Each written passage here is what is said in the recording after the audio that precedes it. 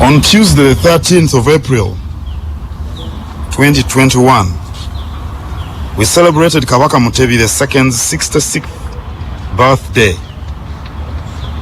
We congratulate our king and pray that God gives him a long and happy life.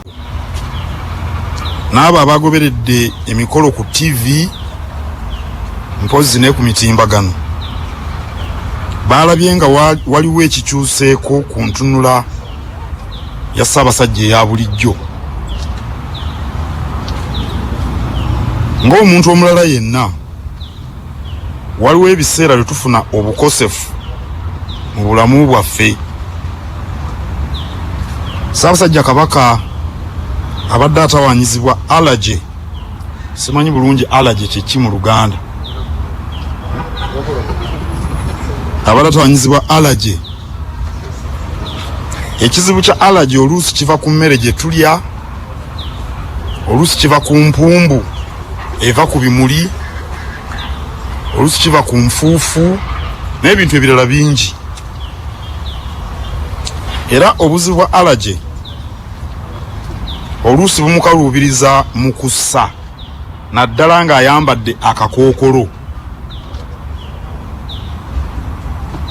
Ebyo byonna ebyogerwa nti Ssaabasajja yaweebwa obutwa si bituufu n'akatono.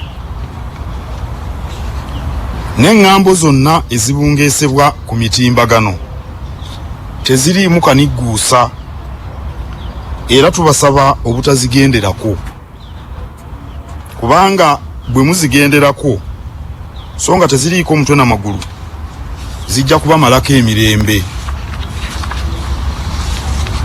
Bwe tubeera abakosefu tufuna obujjanjabi, era ne ku Kabaka bwe kiri. Tulina abasawo abakugu abamukolako, era twesiga nti embeera ya nnyinimu bajja kugitereeza.